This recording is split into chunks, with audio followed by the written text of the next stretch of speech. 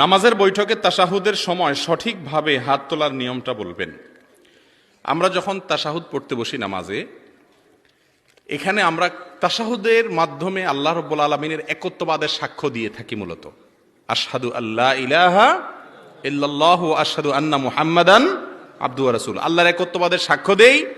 আর আমাদের প্রিয় নবী সাল্লাল্লাহু আলাইহি সাল্লামের আল্লাহর রাসূল হওয়ার সাক্ষ্য দেই। এই সাক্ষ্য দেওয়ার মাধ্যমে আমাদের ঈমানের কথা আমরা প্রকাশ করি।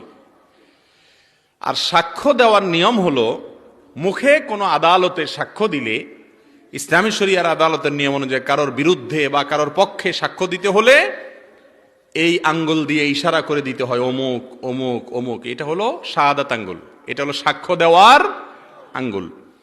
এই জন্য আমরা যখন তাশাহুদ পড়ি নামাজের মধ্যে, আত্তাহিয়াতুলিল্লাহে পড়ি, তখন আমাদের এই সাক্ষ্য দেওয়ার সময় আশহাদু আল্লা ইলাহা ইল্লাল্লাহু আশহাদু আন্না মুহাম্মাদান আবদুহু ওয়া রাসূলুহু, আমরা এটা বলার সময় আঙ্গুল উঠানোটা সুন্নাত। আঙ্গুল দিয়ে ইশারা করা কি সুন্নাত। অনেক উলামা ইকরামের মতে পুরো তাশাহুদের বৈঠক জুড়েই আঙ্গুল উঠায় রাখা সুন্নাত। কারণ হাদিসে কোন হাদিসের ভাষ্য হলো ইদা জালাসা লিত্তাশাহুদ, তাশাহুদের জন্য যখন বসবে, তার মানে বসার সঙ্গে সঙ্গে এটা শুরু হবে।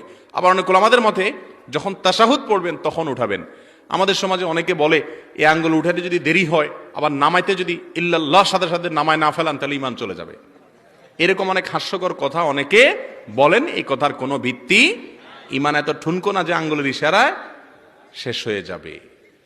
অতএব এই আঙ্গুল উঠানো সুন্নাত। এখন কিভাবে উঠাবেন সেটার পদ্ধতি হলো এইভাবে।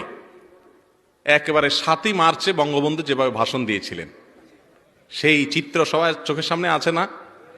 বঙ্গবন্ধু 7ই মার্চের সময় যে ভাষণ দিয়েছেন, যেভাবে আঙ্গুল যেভাবে ছিল হুবহু ওইভাবে থাকবে। শুধুমাত্র বঙ্গবন্ধুর আঙ্গুল উপরের দিকে ছিল। নামাজে বৈঠকের সময় আপনার আঙ্গুল রানের উপরে থাকবে, আঙ্গুলটা বরাবর উঠানো থাকবে এভাবে।